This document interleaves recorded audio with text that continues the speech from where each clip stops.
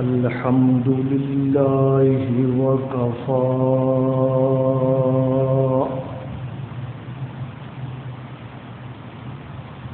والصلاة والسلام على سيد الرسل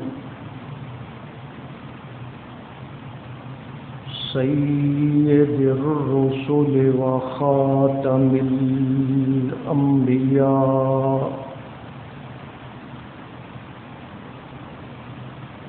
وعلى آله وأصحابه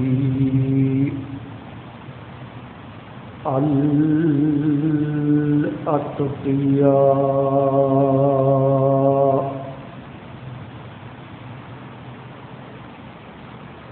الذين هم خلاصة العرب العرباء وخير الخلائق بعد الأنبياء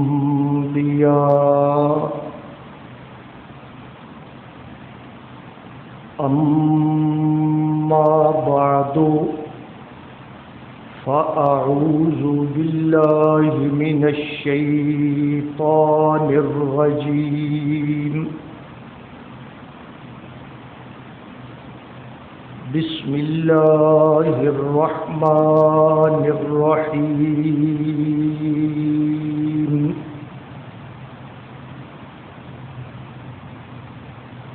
وَإِذَا أَنْعَمْنَا عَلَى الْإِنْسَانِ أَعْرَضَ وَنَأَى بِجَانِبِهِ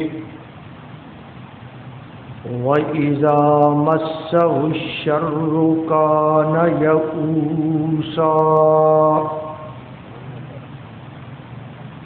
قُلْ كُلٌّ يَعْمَلُ عَلَى شَاكِلَتِهِ فَرَبُّكُمْ أَعْلَمُ بِمَنْ هُوَ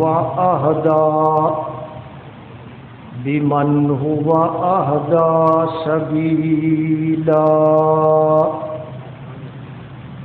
آمنت بالله صدق الله مولانا العظيم درود پاک پڑھ لیں۔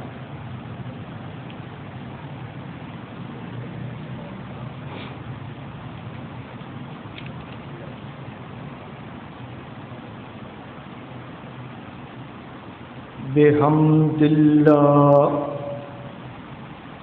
بفضل اللہ آپ حضرات کی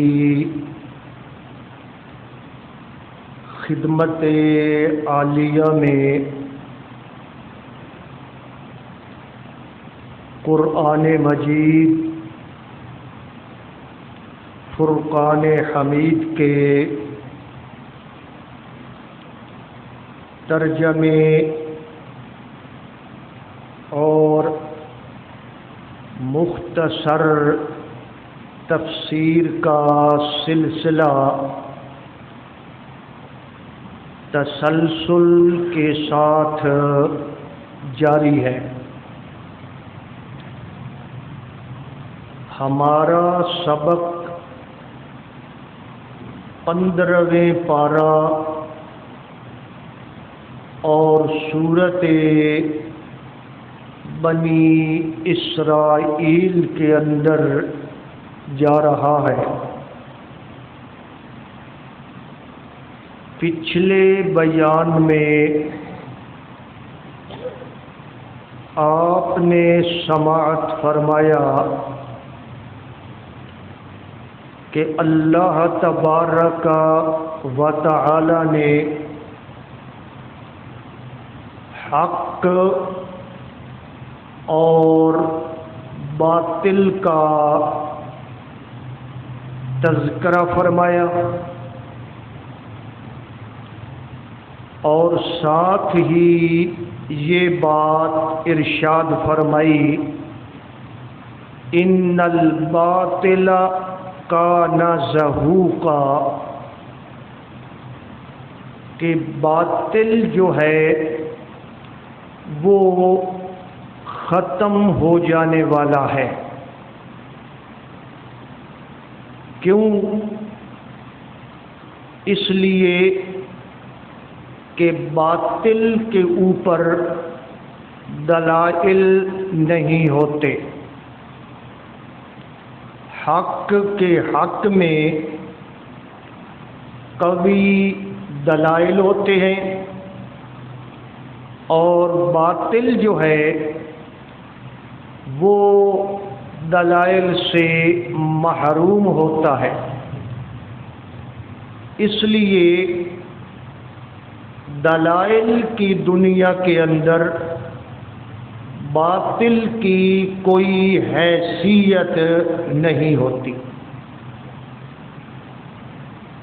بعد ازاں اللہ تبارک و تعالی نے حق اور باطل کا معیار بیان فرمایا کہ اگر تمہیں حق کی پہچان نہیں ہو رہی، باطل کی پہچان نہیں ہو رہی، تو تمہیں ایک فارمولہ دیا جاتا ہے، تمہیں ایک معیار دیا جاتا ہے، تمہیں ایک کسوٹی دی جاتی ہے، اس کو استعمال میں لاتے ہوئے تم حق اور باطل کی پہچان کر سکتے ہو۔ اور وہ کسوٹی، وہ تھرمامیٹر، وہ معیار اللہ نے بیان کیا، فرمایا وَنُنَزِّلُ مِنَ الْقُرْآنِ مَا هُوَ شِفَاءٌ، کہ یہ ہم نے قرآن تمہارے لیے نازل کیا ہے، اس کے اندر اہل ایمان کے لیے شفا بھی ہے اور رحمت بھی ہے۔ اسی قرآن کے ذریعے تمہیں ہدایت ملے گی، اور اسی قرآن کے ذریعے تمہیں حق اور باطل کا فرق نظر آئے گا۔ قرآن نے جسے حق کہا ہے وہ حق ہے، قرآن نے جسے باطل کہا ہے وہ باطل ہے، اس کے بعد تو اور بات ہی کوئی نہیں۔ لیکن اللہ تبارک و تعالی فرماتے ہیں کہ قرآن سے فائدہ وہی لوگ اٹھائیں گے جن کے اندر قرآن کے متعلق ایمان اور یقین ہوگا، جو قرآن کو اللہ کی کتاب مانیں گے، جو قرآن کو لا ریب کتاب مانیں گے، جو قرآن کو متفق علیہ کتاب مانیں گے، جو قرآن کو سب سے سچی اور پکی کتاب مانیں گے، ان کے لیے تو قرآن کیا بنے گا جی؟ شفا اور رحمت۔ شفا کا مطلب ہے روحانی بیماریوں سے شفا کا حاصل ہو جانا۔ جس طرح ہماری باڈی کو بیماریاں لگتی ہیں، اسی طرح ہمارے روح کو بھی بیماریاں لگتی ہیں۔ باڈی کی بیماریاں اور ہیں اور روح کی بیماریاں اور ہیں۔ باڈی مٹی سے بنی ہے، مٹی میں جائے گی، اس کی بیماریوں کا علاج بھی مٹی سے اللہ نے نکالا۔ یہ سارے پودے، جڑی بوٹیاں، یہ ساری چیزیں کہاں سے آ رہی ہیں جی؟ مٹی سے۔ اور روح جو ہے وہ من جانب اللہ ہے، کس طرف سے ہے جی؟ من جانب اللہ، وہ اللہ کا امر ہے، اللہ کی طرف سے آئی ہے، اور واپس بھی کدھر جائے گی؟ اللہ کی طرف جائے گی۔ اس کی جو بیماریاں ہیں ان کا علاج بھی مٹی سے نکلے جی، ان کا علاج بھی اللہ کی طرف سے آیا، اور وہ علاج کیا ہے جی؟ وَنُنَزِّلُ مِنَ الْقُرْآنِ مَا هُوَ شِفَاءٌ وَرَحْمَةٌ لِّلْمُؤْمِنِينَ۔ یہ قرآن تمہارے لیے، اہل ایمان کے لیے رحمت بھی ہے، شفا بھی ہے۔ قرآن کے شفا ہونے میں کوئی شک، رحمت ہونے میں کوئی شک نہیں ہے، لیکن بعض لوگ ایسے ہوتے ہیں جن کے دلوں کے اندر قرآن کے بارے میں بغض ہوتا ہے، قرآن کے بارے میں نفرت ہوتی ہے، قرآن کے اوپر ان کا وہ یقین نہیں ہوتا جو ہونا چاہیے، تو کیا ان لوگوں کو بھی قرآن سے شفا ملے گی؟ نہیں ملے گی، ان کا ارادہ اور نیت ہی نہیں ہے۔ جس طرح بارش ہو رہی ہے، بارش کے اندر آپ سیدھا برتن رکھیں، اللہ کے فضل سے بھر جائے گا، اور اگر آپ برتن ہی الٹا رکھ دیں تو وہ بھرے گا۔ تو جس کے اندر انابت ہوگی، جس کے اندر قرآن کی عزت عظمت ہوگی، قرآن کو لا ریب کتاب مانے گا، وہ یقیناً اس سے فائدہ اٹھائے گا، اور جو قرآن کی اہمیت کو نہیں جانے گا، اللہ فرماتے ہیں وَلَا يَزِيدُ الظَّالِمِينَ إِلَّا خَسَارًا، ان کے خسارے اور نقصان میں اضافہ ہوگا۔ ایک ہی چیز ہے، ایک ہی مجمع ہے، اس کے اندر آ رہی ہے، بعض لوگوں کو اسی چیز سے کیا مل رہی ہے جی؟ شفا۔ کیا مل رہی ہے؟ شفا۔ اور بعض لوگ اسی مجمع کے اندر بیٹھے ہیں اور ان لوگوں کی بیماری اس وجہ سے کیا ہو رہی ہے جی؟ بڑھ رہی ہے۔ یہ اپنے اپنے ظرف کی بات ہوتی ہے، یہ سمجھے۔ شیخ سعدی نے فارسی کا شعر لکھا ہے، باراں کے در لطافت طبعش خلاف نیس۔ باراں، بارش کی مثال دی ہے کہ بارش کے بہترین ہونے میں کوئی شک، بارش اللہ کی رحمت ہے، بارش جناب بہترین پانی ہے۔ باراں کے در لطافت طبعش خلاف نیس، در باغ لالا رویت در شور بوم خس۔ اسی بارش سے باغ کے اندر، کھیتوں کے اندر پھول کھلتے ہیں، فصلیں پیدا ہوتی ہیں، اور اروڑی پر کیا پیدا ہوتا ہے جی؟ پد بہیڑے پیدا ہوتے ہیں، وہاں جناب خس و خاشاک پیدا ہوتا ہے۔ اروڑی پہ اگر بارش ہو رہی ہے، بارش کے غلط ہونے میں کوئی شک، تو اروڑی کی بدبو پھیلے گی، اور اگر وہی بارش باغ کے اندر ہو رہی ہے وہاں پھول اگیں گے۔ فرق اس میں نہیں ہے، فرق کس زمین کے اندر ہے۔ جن کے دلوں کی زمین وہ منور ہے، پاک ہے، ان کے اوپر جب یہ قرآن پڑھا جاتا ہے ان کا ایمان بڑھ جاتا ہے۔ وَإِذَا تُلِيَتْ عَلَيْهِمْ آيَاتُهُ زَادَتْهُمْ إِيمَانًا، ان کا ایمان بڑھ جاتا ہے۔ اور جو باقی لوگ ہوتے ہیں وَأَمَّا الَّذِينَ فِي قُلُوبِهِمْ مَرَضٌ، جن کے دلوں کے اندر بیماری ہوتی ہے۔ کون سی بیماری جی؟ روحانی بیماری۔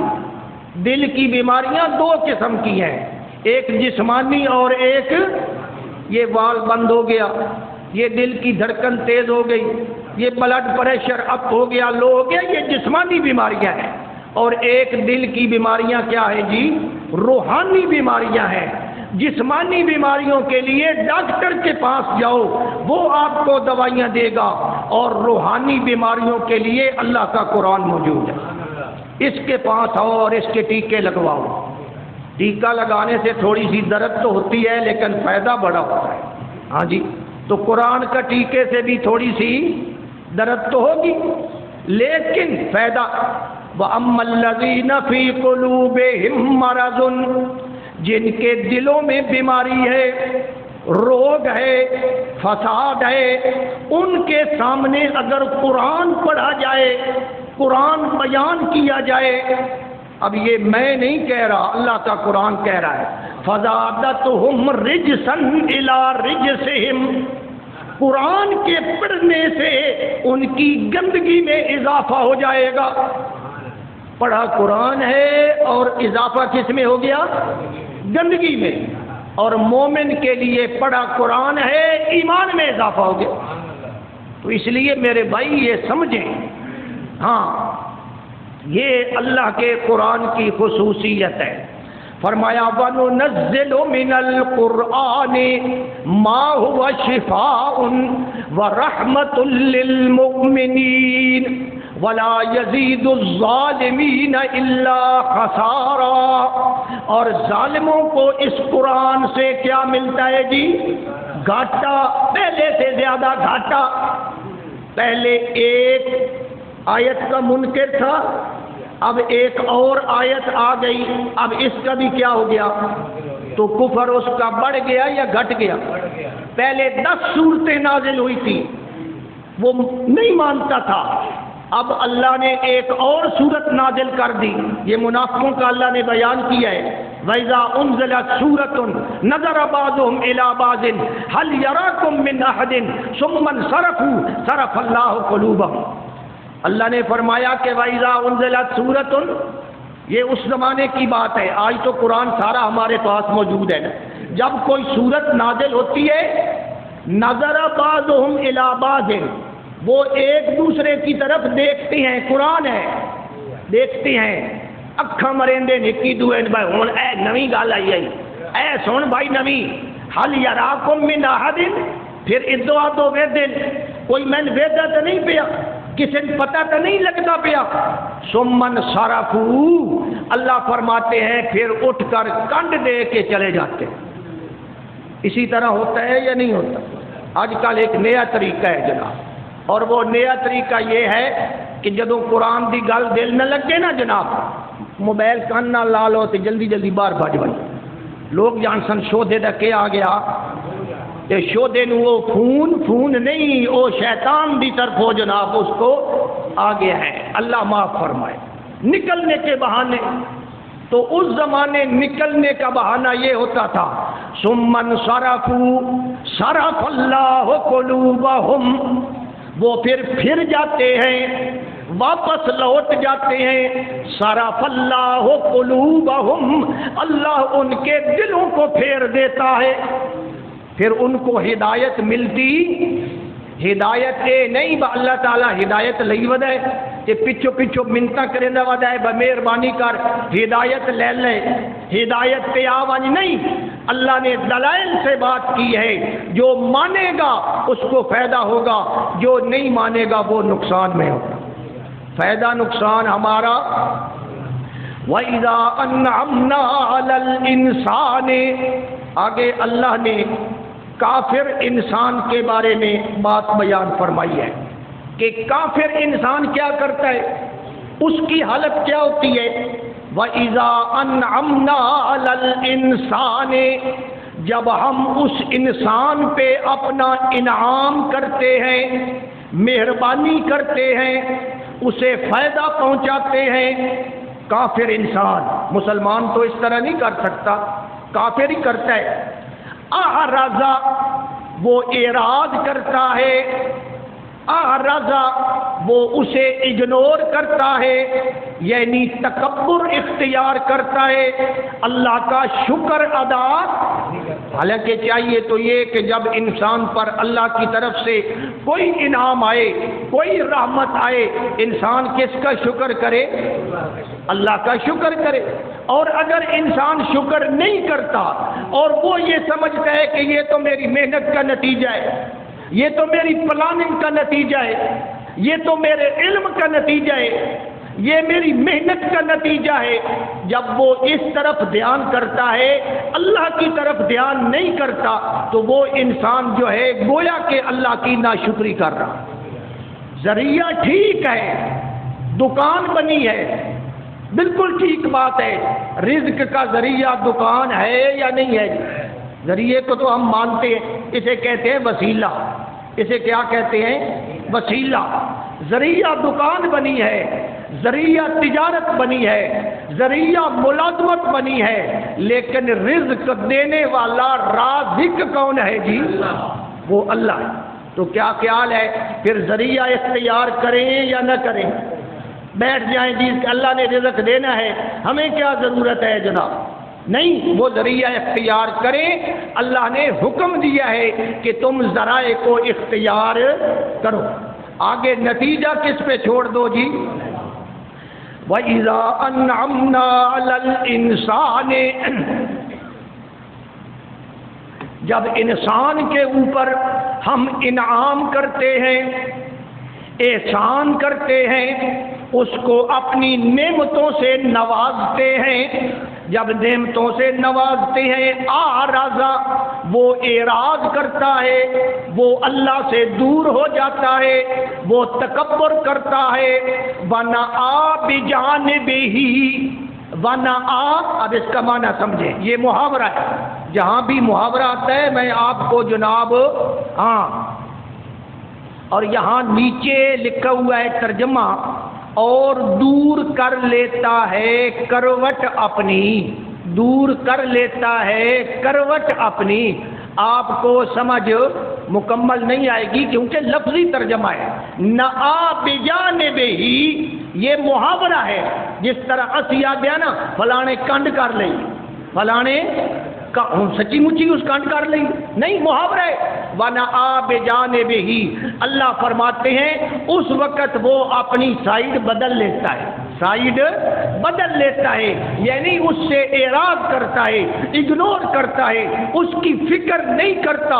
جب اس پہ انعام ہوتا ہے اسے چاہیے تو یہ کہ وہ کیا کرے جی؟ اللہ کا شکر کرے کہ اللہ نے نعمت دی ہے۔ اعملوا آل داود شکرا وقلیل من عبادی الشکور، اے آل داود شکر کرو، شکر کرو، ہاں، اور میرے بندے بہت کم ہیں، تھوڑے ہیں شکر کرنے والے۔ اب شکر کا کیا مطلب ہے جی؟ کہ نعمت ملی ہے، شکر ہے، شکر ہے، شکر ہے، شکر ہو گیا۔ اور میرے بھائیو شکر کا مطلب سمجھو، شکر کا مطلب یہ ہے کہ جس نے نعمت دی ہے دل میں اس کی قدر اور عظمت ہو، دل میں اس کے بارے میں اچھا عقیدہ ہو، اچھے خیالات ہو، یہ پہلا درجہ۔ پھر دوسرا درجہ، جس نے نعمت دی ہے زبان پر اس کی تعریف ہو، زبان پر اس کی تعریف ہو۔ اور پھر تیسری بات، جس نے نعمت دی ہے اس نعمت کو اس کے کہنے کے مطابق خرچ بھی کرے۔ تو اب کیا ہے گویا جی؟ یہ ہے شکر۔ ہم نے سمجھ لیا ہے کہ شکر شکر شکر، بس شکر ہو گیا جناب، شکر ہے جی۔ اللہ ہمیں شکر کرنے کی توفیق عطا فرمائے۔ اندر والا شکر ہے وہ ہے الشکر بالجنان۔ اب علمی باتیں ہیں اور آپ کہیں گے جی مولوی صاحب آپ ہمیں علمی باتیں سناتے ہیں، ہم تو ایک والا جمعہ پڑھنے کے عادی ہے، نہ کوئی علم کی بات آئی نہ کوئی سمجھ کی بات آئی جناب، ایک والا جمعہ پڑھیا تے بجیا گھر تے ستا۔ اور میرے بھائیو یہ علمی محفلیں ہیں، ان سے حاصل کر لو، ہو سکتا ہے کل کو یہ محفلیں ختم ہو جائے، پھر تمہیں یہ علمی باتیں نہیں ملیں گی۔ ذہن میں رکھو شکر کے 3 درجے ہیں، ایک ہے الشکر بالجنان، دل سے شکر ادا کرنا، دوسرا ہے الشکر باللسان، زبان سے شکر ادا کرنا، اور تیسرا ہے الشکر بالارکان، اپنے ہاتھ پاؤں سے شکر ادا کرنا۔ یہ 3 درجے ہیں، یہ 3 کام ہوں گے تو شکر کیا ہوگا جی؟ مکمل ہوگا۔ اللہ ہمیں شکر کرنے کی توفیق نصیب فرمائے، اللہ کا شکر ادا کرے۔ قارون کو کہا تھا نا لوگوں نے کہ اللہ نے تجھے نعمت دی ہے، یہ اللہ نے تجھے تیرے اوپر انعامات کیے ہیں، احسانات کیے ہیں، تو یہ کر وہ کر۔ قارون نے کیا کہا؟ قال انما اوتیتہ علی علم عندی، یہ جتنی نعمتیں مجھے ملی ہیں، یہ جتنا مال و دولت مجھے ملا ہے، علی علم عندی، یہ تو میرے علم اور محنت کا نتیجہ ہے۔ اس نے اللہ کو سائیڈ میں کر دیا۔ تو جب اللہ کو سائیڈ میں کر دیں گے تو یہ کیا بن جائے گی جی؟ ناشکری۔ اسے کہو محنت میں نے کی ہے، لیکن میری محنت کو پھل دینے والا کون ہے جی؟ وہ اللہ۔ توکل کا یہ مطلب ہے کہ خنجر تیز رکھ اپنا، خنجر تیز رکھ اپنا، پھر انجام اس کی تیزی کا مقدر کے حوالے کر۔ اے نہیں میں تلوار ہی جناب والا نہ لے تے آخ دی میں اللہ تے بڑا بھروسہ ہے، میں تے اللہ دے ہوتے بڑا توکل کرنے والا۔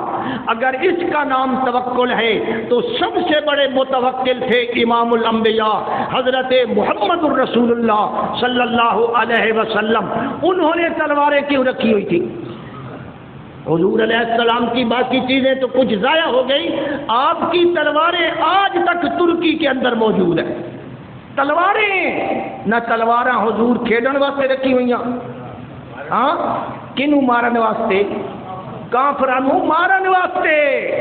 جی اگے چڑھ گئے تے میں آندے تے حملہ کرے سا تے اساں بنا لیا نا جی نا اللہ کے نبی کسی کو کچھ۔ یہ سب دجالی سوچ ہے، اور دجال کی حمایت میں لاشعوری طور پر، میں یہ نہیں کہتا کہ ہم جان بوجھ کر رہے ہیں، لاشعوری طور پر ہم دجال کے حق میں یہ باتیں کر رہے ہیں، لاشعوری طور پہ۔ اللہ ہمیں دجال کے فتنے سے بچائے۔ دجال کے فتنے کا علاج کیا ہوگا؟ تلوار اور جہاد۔ حضرت عیسیٰ علیہ السلام دجال کے ساتھ کیا کریں گے؟ حضرت مہدی کیا کریں گے؟ جہاد کریں گے۔ کہ جہاد جدو بندہ کریندا ہے اندر محبت رکھ کے اگلے تلوار مریندا ہے یا کاوڑ رکھ کے مریندا ہے؟ جس طرح اللہ کے لیے محبت کرنا یہ ایمان ہے، اسی طرح اللہ کے لیے کسی سے نفرت رکھنا یہ بھی ایمان ہے۔ پھر بات سمجھنا ہے تو مجھ سے دلائل پوچھے۔ حضور نے فرمایا من احب للہ، جس نے اللہ کے لیے محبت کی، وابغض للہ، جس نے اللہ کے لیے نفرت کی، بغض رکھا، وَأَعْطَى لِلَّهِ، اللہ کے لیے کسی کو کچھ دیا، وَمَنَعَ لِلَّهِ، اللہ کے لیے روکا، فَقَدِ اسْتَكْمَلَ الْإِيمَانِ، اب اس کا ایمان مکمل ہوا ہے۔ اور جو کافر سے، مشرک سے، شرک کرنے والے سے نفرت نہ رکھے اس کا ایمان مکمل۔ یہ حضور کی حدیث ہے، اگر میں غلط کہہ رہا ہوں تو مجھے سیدھے رستے پر لانا آپ کا کام ہے، آپ لائیں۔ مولویوں کو کہیں میری بات غلط ہے، میں اللہ کی قسم کھا کر کہہ رہا ہوں اگر میری بات غلط ہوئی دلائل سے آپ نے سمجھا دیا، میں اپنی بات سے رجوع کر لوں گا اور آپ کی بات مان لوں گا۔ بتاؤ نا میرے بھائی، بتاؤ۔ اللہ سمجھ عطا فرمائے جناب، مننی بھی نہیں جناب تے باطل تے بھی پکا راہ ہے، اللہ ہمیں ہدایت عطا فرمائے۔ وَنَآ بِجَانِبِهِ، وہ سائیڈ مروڑ لیتا ہے، پاسا مروڑ لیندا ہے، کنڈ کر لیندا ہے۔ وَإِذَا مَسَّهُ الشَّرُّ كَانَ يَئُوسًا، اور جب اس انسان کو کوئی تکلیف پہنچتی ہے، کوئی ضرر پہنچتا ہے، کوئی شر پہنچتا ہے، کوئی تکلیف پہنچتی ہے تو پھر کیا ہوتا ہے جی؟ نا امید ہو جاتا ہے۔ بعض کافر تو ایسے تھے نا، جب تکلیف پہنچی نا تو وہ نا امید نہیں ہوتے تھے، ان کو باقی سے نا امید ہو جاتے تھے، اللہ سے نا امید نہیں ہوتے تھے۔ اور بعض ایسے تھے جو اللہ سے بھی نا امید ہو جاتے۔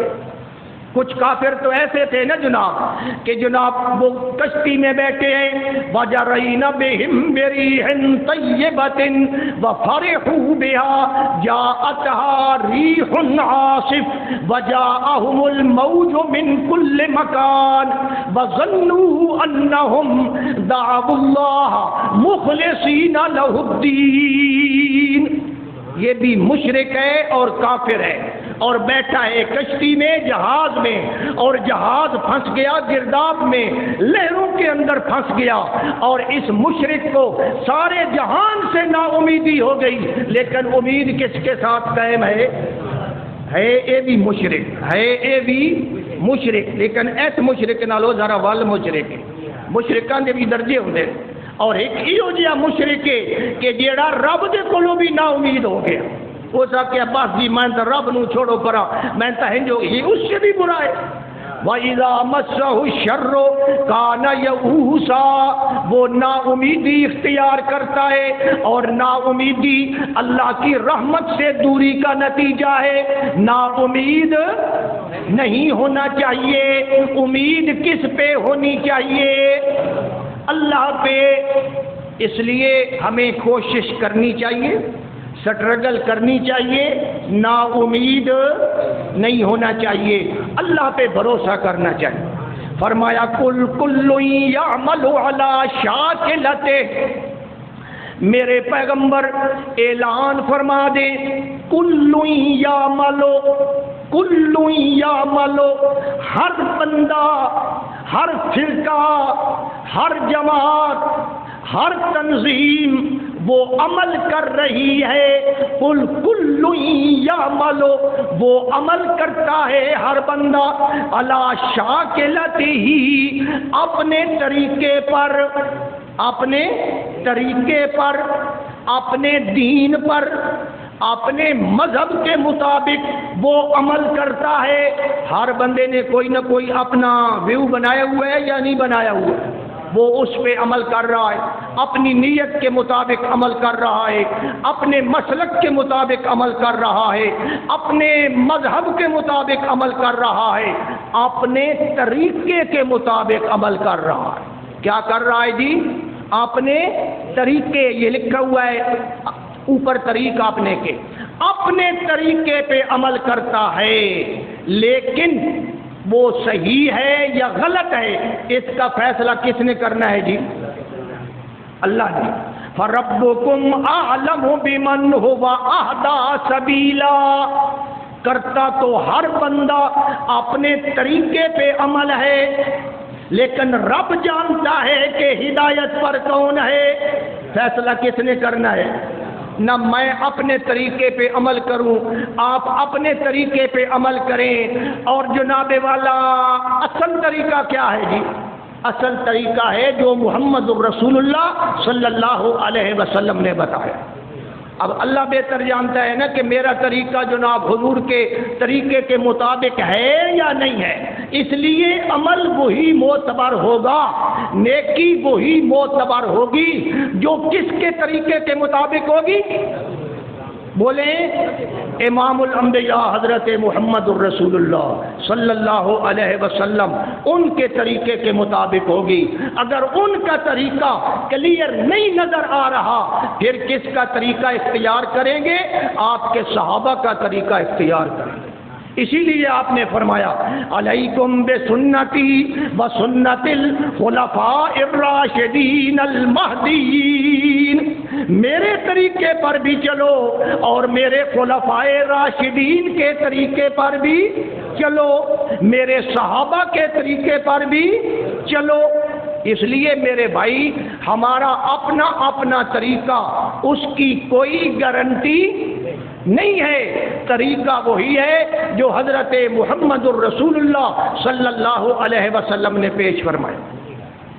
قل ان کنتم تحبون اللہ فاتبعونی، اگر تم اللہ سے محبت کرتے ہو، اسی سارے اللہ نال محبت کرنے ہاں یا نہیں کر دیں؟ اللہ نے ہمیں کتنی نعمتیں دی ہیں، جو نعمتیں دیں اودے نال پیار پیدا ہوندا ہے یا نہیں ہوندا؟ اے ایک پیالی چاہ دی چا کوئی پیوارے ایسی ہیں جناب بچھدے پہ انج ڈاندے پہ جناب علی بہت شکریہ بہت بڑی گل ہے جناب. تو جناب جس اللہ نے اتنی نعمتیں دی ہیں اس اللہ کے ساتھ جذبات ہوں گے یا نہیں ہوں گے؟ محبت ہوگی یا نہیں ہوگی؟ اگر اللہ سے محبت کرتے ہو فاتبعونی میں محمد الرسول اللہ کے نقش قدم پہ چلو. پھر کس کے طریقے پہ چلنا ہے جی؟ اچھا جی حضور کے نقش قدم پہ چلیں گے پھر کیا ہوگا جی؟ اللہ فرماتے ہیں یحببکم اللہ یحبب. اور ادا میں ترجمہ کراں تو حیران ہو جاسو. اللہ فرماتے ہیں اگر تم میرے نبی کے نقش قدم پہ چلو یحببکم اللہ تم بھی میرے محبوب بن جاؤ گے. ایک تو اللہ کے محبوب ہے نا امام الانبیاء ان کا تو اور لیول ہے نا محبت کا, لیکن ایک لیول میں ہم بھی اللہ کے کیا بن جائیں گے؟ اور اندازہ لگائیں میرے بھائیوں جس نبی کے طریقے پر آج 1400 سال کے بعد چلنے پر میں اور آپ جیسے گناہگار اللہ کے محبوب بن سکتے ہیں وہ نبی خود اللہ کو کتنا محبوب ہوگا. آج 1400 سال کے بعد جس کے طریقے پہ میں چلتا ہوں میں اللہ کا محبوب. اس لیے شاعر نے کہا تیری معراج حضور کو کہہ رہا ہے تیری معراج کہ تو لوح و قلم تک پہنچا ہے یا نہیں حضور کی شان ہے. تیری معراج کہ تو لوح و قلم تک پہنچا میری معراج کہ میں تیرے قدم تک پہنچا. میری معراج میری بلندی میری عظمت اس میں ہے کہ میں اپنے نبی کے نقش قدم کے مطابق چلوں میں ان کے طریقے کے مطابق چلوں. تو پھر طریقہ کس کا معتبر ہے جی؟ نبی پاک صلی اللہ علیہ وسلم کا. کل کل یعمل علی شاکلتہ. وہ میں نے آپ کو واقعہ سنایا ہے جناب. 3 صحابہ تھے تینوں نے اچھا پروگرام بنایا یا برا بنایا؟ نیکی کرنے کا جلدی جلدی بتائیں. نیکی کرنے کا پروگرام بنایا یا برائی کرنے کا؟ نیکی کرنے کا. نیکی کرنی ہے. ایک کہنے لگا اما انا فاصلی اللیل ابدا میں ہمیشہ کے لیے رات کے وقت نماز پڑھوں گا. دوسرا بولا اما انا فاصوم الدہر میں ہمیشہ کے لیے روزانہ روزہ رکھوں گا. تیسرا بولا اما انا فلا اتزوج ابدا کہ میں ہمیشہ کے لیے کنوارا رہوں گا شادی نہیں کروں گا. یہ عبادت کرتے رہیں گے. اللہ کے نبی نے بلا لیا اور صحابہ کرام تھے کلمہ پڑھنے والے تھے صحابی رسول تھے. حضور نے ان کو جھڑکا. حضور ناراض ہوئے.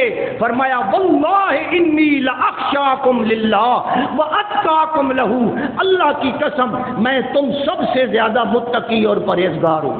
میں سب سے زیادہ خدا سے ڈرنے والا ہوں. میں تو رات کو سوتا بھی ہوں آرام بھی کرتا ہوں نماز بھی پڑھتا ہوں. میں تو روزے بھی رکھتا ہوں ناگے بھی کرتا ہوں. واتزوج النساء میں نے تو عورتوں سے شادی بھی کر رکھی ہے. میری تو اولاد بھی ہے اور تم مجھ سے بھی آگے بڑھنا چاہتے ہو. گل تو سونی پہ نظر آتی آئی سان بھائی بڑے نیک کیے بڑا اچھا کام ہے. لیکن جب حضور کے طریقے سے ہٹ گیا وہ کام اللہ کی نظر میں پیارا ہو گیا یا غیر محبوب ہو گیا؟ فرمایا اسوۃ حسنہ یہ اسوہ حسنہ ہے. اور پھر حضور نے فرمایا سن لو میرے صحابیوں فمن رغب عن سنتی فلیس منی جو میری سنت سے ہٹ گیا اس کا رشتہ میں محمد سے کٹ گیا. اب بتاؤ جناب ہم کہتے ہیں جی نیکی کا کام ہے ہم نیکی کر رہے ہیں. میرے بھائیوں سمجھو بات کو. اعمال 2 قسم کے ہیں مولوی نہیں بتائیں گے. پھر سمجھ لیں جا کر چیک کر لیں. اعمال 2 قسم کے ہیں اعمال صالحہ. ایک اعمال ہوتے ہیں مقید. کیا ہوتے ہیں جی؟ مقید جن کی شکل جن کا طریقہ کار جن کا ڈھنگ جن کا ڈیزائن تو جانتے ہو نا ڈیزائن شریعت نے مقرر کر دیا ہے. ان اعمال کو کیا کہتے ہیں؟ مقید. ڈیزائن اللہ کے نبی نے قرآن نے صحابہ نے ہمیں بتا دیا. مثلا یہ نماز ہے اس کا طریقہ مقرر ہے یا نہیں ہے؟ یا سن چھٹی ہے کھلی جی میں مرضی یہی پہ پڑھ مقرر ہے. کہ اس طرح حضور کی طرف سے مقرر ہے یا نہیں ہے؟ عمرہ ہے، طریقہ مقرر ہے یا نہیں ہے؟ حج ہے، طریقہ مقرر ہے یا نہیں ہے جناب؟ ہے نا؟ ان کو کہتے ہیں اعمال مقید، جن کا طریقہ اللہ کے نبی نے، شریعت نے مقرر کر دیا ہے۔ جب یہ مقرر ہو گیا تو ہمیں اس طریقے سے ہٹنا یا ہم اپنا طریقہ جاری کر لیں۔ اسی لیے تو حضور ہر جمعے کو خطبہ دیتے تھے اور حضور فرماتے تھے ہر جمعے فَإِنَّ خَيْرَ الْحَدِيثِ كِتَابُ اللَّهِ فَإِنَّ خَيْرَ الْحَدِيثِ كِتَابُ اللَّهِ، بہترین بات اللہ کی کتاب ہے۔ ہاں، وَخَيْرُ الْحَدْيِ حَدْيُ مُحَمَّدٍ صلی اللہ علیہ وسلم، اور بہترین طریقہ میں محمد الرسول اللہ کا طریقہ ہے۔ پھر اگلی بات فرمائی وَشَرَّ الْأُمُورِ مُحْدَثَاتُهَا، اور برے کام وہ ہیں جو تم نے نئے نئے بنا لیے، یعنی حضور کے طریقے کو چھوڑ کر کوئی اور طریقہ اختیار کر لیا، وہ کیا ہوگا جی؟ درست ہوگا؟ تو جو طریقہ، یہ بات سمجھیں پھر سمجھیں، میں پھر کہہ رہا ہوں، اس لیے نہیں کہ میں کوئی اپنے علم کا اظہار کر رہا ہوں، میں آپ کو یعنی اس کی قدر و قیمت بتانا چاہتا ہوں، اور یہ طریقہ ہے علماء کا، حتیٰ کہ نبی پاک کا، کہ قدر و قیمت بتانے کے لیے بار بار ان کو متنبہ کرتے تھے۔ میں پھر کہہ رہا ہوں، پھر سمجھیں، اعمال صالحہ کتنی قسم کے ہیں جی؟ دو قسم کے، ایک ہے مقید، جن کا طریقہ شریعت نے مقرر کر دیا ہے، اس طریقے سے ہم ہٹ جائیں گے، گمراہ ہو جائیں گے۔ کیا ہو جائیں گے جی؟ نہ ہم نماز پڑھیں، ہم کہیں جی ہم جمعے کی نماز آج 2 رکعت نہیں پڑھیں گے، ہم تو 4 پڑھیں گے، تو کیا خیال ہے؟ درست ہو گیا؟ نماز تو ہم نے زیادہ پڑھی ہے، 2 رکعتاں وعدے پڑھی ہیں، کہ 2 رکعتاں وعدے پڑھنی ہیں، کوئی گناہ کا کام کیتا ہے؟ کام تو جناب گناہ کا نہیں ہے، لیکن طریقہ محمد الرسول اللہ کا ہم نے چھوڑ دیا، طریقہ متعین تھا۔ باقی اگلی بات سمجھے، ایک وہ اعمال ہوتے ہیں جن کا طریقہ، یہ سمجھنے والی بات ہے، جن کا طریقہ شریعت نے مقرر نہیں کیا، ہمیں آزاد چھوڑا ہے۔ ہمیں کیا کیا ہے جی؟ آزاد چھوڑا ہے، طریقہ متعین نہیں کیا، ان کا طریقہ متعین کر لینا گناہ ہے۔ پھر سمجھے، وہ مقید نہیں ہے، وہ مطلق ہے، ان کو کیا کہتے ہیں؟ مطلق۔ اور اب ان کا طریقہ میں اپنی طرف سے ایک جناب بندہ رندہ میں جاری کر لوں تو کیا خیال ہے وہ درست ہو جائے گا میرا طریقہ؟ نہیں، جب شریعت نے آزاد چھوڑا ہے، مجھے بھی آزاد رہنا، کبھی اس طرح، کبھی اس طرح، کبھی اس طرح آزاد رہنا چاہیے۔ اور اگر ایک طریقہ پرماننٹ اختیار کر لیا جائے اور اس پہ ہمیشگی کی جائے، وہ طریقہ کیا ہو جائے گا جی؟ وہ بدعت ہو جائے گا۔ پھر سمجھیں نہ، یہ جو مولوی صلاۃ و سلام پڑھتے ہیں اذان سے پہلے، ان کو آپ ٹھیک سمجھتے ہیں؟ کیا سمجھتے ہیں؟ بدعت سمجھتے ہیں؟ پڑھے تو نہ صلاۃ و سلام ہی ہے، کوئی انہاں گال تو کوئی نہیں کٹی، لیکن اذان تو پہلے انہاں درود پاک پڑھے ہے، تو کیا خیال ہے جناب والا یہ ان کا کام درست ہے؟ بھائی حضور نے، اللہ نے نہیں فرمایا یا ایھا الذین آمنوا صلوا علیہ وسلموا تسلیما، ایمان والو درود پڑھا کرو، اللہ دا پہ درود پڑھو، کہ انہاں جناب درود پڑھے ہے کہ اذان تو پہلے پڑھے ہے، وہ غلط کیوں ہے؟ غلط کیوں ہے؟ اللہ کے نبی نے طریقہ متعین نہیں کیا، انہوں نے ایک طریقہ متعین کر لیا، مقرر کر لیا، اور پھر اس طریقے پہ پکے ہو گئے، مداومت کی، ہمیشہ اس طریقے کو اپنانے لگ گئے اور اس طریقے کو نیکی سمجھنے لگ گئے۔ وہ حضور نے تو طریقہ مقرر نہیں کیا تھا، انہوں نے کر لیا، اس لیے ان کا طریقہ کیا ہو گیا جی؟ اب آپ کو اللہ کرے بات سمجھ آ جائے، نہ قرآن نے فرمایا فَادْعُوا اللَّهَ مُخْلِصِينَ لَهُ الدِّينَ، دعا مانگو، دعا منگنا چنگا کام ہے یا بھڑا کام ہے؟ کہ رب کو دعا منگنی یہ کوئی برا کام ہے؟ کہ جنازے تو بعد تو مولوی دسین دین بھائی جنازے تو بعد کھڑے ہو کے دعا اکٹھی نہیں منگنی، انجے گالے نا کیوں؟ حضور نے جناب متعین نہیں کیا، اللہ نے متعین نہیں کیا، میں نے ایک خاص مقام متعین کر لیا اور اس کو ضروری سمجھ لیا۔ اب وہ کام کیا ہوگا جو مطلق تھا اس کو ہم نے کیا کر لیا جی؟ مقید کر لیا۔ جو اللہ کے نبی نے ہمیں آزاد چھوڑا ہے، مطلق ہے، اس کو اگر ہم ایک خاص ڈھنگ، خاص انداز، خاص طریقہ، خاص ڈیزائن، بندہ رندہ ایک طریقہ بنا لیں اور اس طریقے پر مداومت کریں، ہمیشہ اس پہ عمل کریں اور اس طریقے کو نیکی سمجھیں، وہ طریقہ کیا ہو جائے گا؟ پھر سمجھو تمہیں اس طرح کوئی مولوی نہیں سمجھائے گا۔ پھر سمجھو نہ یہ جناب والا درود پڑھنا شریعت نے حکم دیا ہے یا نہیں دیا؟ میں نے طریقہ جاری کیا کہ جمعے والے دن سارے حضرات درود پاک پڑھیں گے، سب گول دائرے میں کھڑے ہو جائیں گے، سپیکر درمیان میں ہوگا اور سب جناب اونچی آواز سے درود پاک پڑھیں گے۔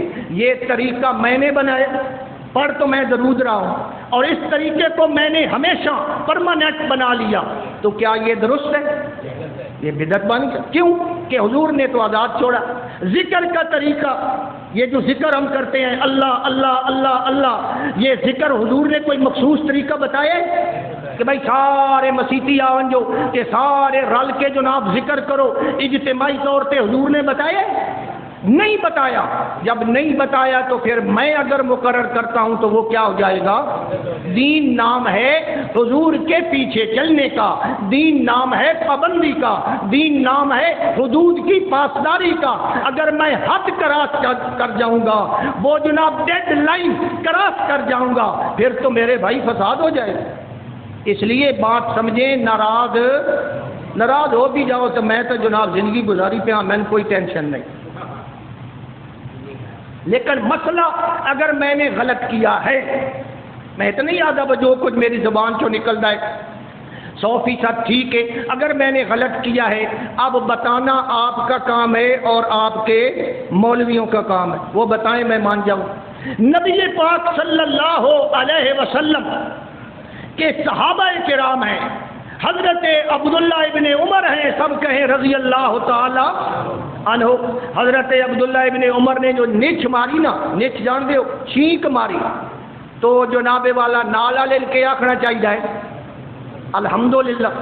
تو حضرت عبداللہ ابن عمر کے ساتھ ایک آدمی کھڑا تھا، اس نے چھینک ماری اور چھینک مارنے کے بعد اس نے کہا الحمدللہ والسلام علی رسول اللہ، والسلام اللہ کے رسول پہ سلامتی ہو اور الحمدللہ۔ حضرت عبداللہ ابن عمر بول گئے، اس کو بھیڑا کام کیتا ہے، حضور نے سلام ہی بھیجیا تھا نا۔ حدیث کی کتابیں دیکھیں، حضرت عبداللہ ابن عمر نے فرمایا انا اقول والسلام علی رسول اللہ، اللہ کے نبی پر سلامتی کو میں بھی مانتا ہوں، سلامتی دینی چاہیے، سلام ہونا چاہیے، ولیس ھکذا علمنا رسول اللہ، لیکن اس موقع پہ اللہ کے نبی نے ہمیں یہ طریقہ نہیں سکھایا۔ حضور نے فرمایا ہے صرف کہو الحمدللہ۔ کیا کہنا ہے جی؟ وہ تھوڑا جی آگاں ودیا تے اس کوئی غلط کام تو نہیں کیتا، کام تو سونا ہی ہے نا۔ تو میرے بھائی اس لیے بڑھنا، حضرت عبداللہ ابن مسعود ہے، سب کہیں رضی اللہ تعالیٰ۔ آخری بات بھائی، ٹائم پھر زیادہ ہو رہا ہے، آخری بات، حضرت عبداللہ ابن مسعود رضی اللہ تعالیٰ عنہ، انہیں پتہ چلا کہ فلاں مسجد میں کچھ نمازی ہیں اور وہ ماشاءاللہ اللہ کا ذکر کر رہے ہیں۔ نہ اللہ کا ذکر کرنا اچھی بات ہے بری بات ہے؟ سبحان اللہ، الحمدللہ، اللہ اکبر کہنا اچھی بات ہے بری بات ہے؟ اچھی بات ہے نا۔ یہ کلمات مبارک ہیں یا غیر مبارک ہے؟ یہ کلمات قیمتی ہیں یا غیر قیمتی ہیں؟ حضرت عبداللہ ابن مسعود کو پتہ چلا کہ فلاں مسجد میں کچھ لوگ اکٹھے ہوتے ہیں، اجتماعی طور پر وہاں اکٹھے ہوتے ہیں، ایک دوسرے کو بلاتے ہیں، آؤ بھائی آؤ تسی بھی، اور اکٹھے ہو کر وہاں وہ کنکریوں پہ ذکر کرتے ہیں۔ کس پہ ذکر کرتے ہیں جی؟ کنکریوں پہ، اجتماعی طور پر۔ ایک کو ناندے میں چواد ہے ہوں 100 واری آکھو اللہ اکبر اللہ اکبر، او سارے جناب اللہ اکبر اللہ اکبر اللہ، پھر وہ آدھا ہے اچھا ہوں 100 واری آکھو سبحان اللہ، وہ سارے جناب سبحان اللہ سبحان اللہ سبحان اللہ سبحان اللہ واتو آدائے ہن 100 واری آکو الحمدللہ واتو جناب والا 100 واری کیا کہتے ہیں الحمدللہ اے وہ کام کر رہے ہیں اور کوئی انہاں جناب اس تو بڑا کام کوئی نہیں کیتا تے بیٹھے کتھے نا مسیتے اور دور کس کا ہے صحابہ کا لازمی گالے او تابعی ہو سن لازمی گالے تابعی ہو سن کہ جناب حضرت عبداللہ ابن مسعود کو جب پتہ چلا تو وہ اس مسجد میں پہنچ گئے اور وہاں وہ یہ اجتماعی طور پر ذکر کیا اللہ کے نبی نے بھی اس طرح ذکر کے لیے کوئی اجتماع مقرر کیے نہیں کیا نا حضرت عبداللہ ابن مسعود گئے جب ان کو دیکھا وہ یہ کام کر رہے ہیں حدیث کی کتابوں میں ہے میرے بھائی کو میری ذاتی بات نہیں ہے حضرت عبداللہ ابن مسعود نے سب سے پہلے فرمایا وَيْلَكُمْ يَا أُمَّةَ مُحَمَّدٍ اے محمد الرسول اللہ صلی اللہ علیہ وسلم کی امت والو تم ہلاکت میں پڑ گئے تم بربادی میں پڑ گئے یہ کیا کر رہے ہو پوچھا کیا کر رہے ہو انہاں کیا جی ذکر پہ کریں سبحان اللہ تے الحمدللہ پہ پڑھ دیا حضرت عبداللہ ابن مسعود نے فرمایا فعدوا من سیئاتکم اس ذکر نال توان نیکیاں کوئی نہیں ملدیاں پئیاں الٹا گناہ مل دے ادو من سیئاتکم اور پھر آپ نے فرمایا لم تبلا اسوابہ اوے ایڈے جلدی برباد ہو گئے ہو اوے ایڈا جلدی گمراہ ہو گئے ہو اجے تے نبی پاک دے پائے ہوئے کپڑے بھی سلامت پہ یعنی زیادہ ٹائم ولم تکسر آنیتہ اجے تک تا حضرت دے بھانڈے بھی وہ بھی پیر اجے وہ بھی ٹوٹے یعنی زیادہ زمانہ نہیں گزرا اور تم نے یہ بدعت جاری کر لی ہے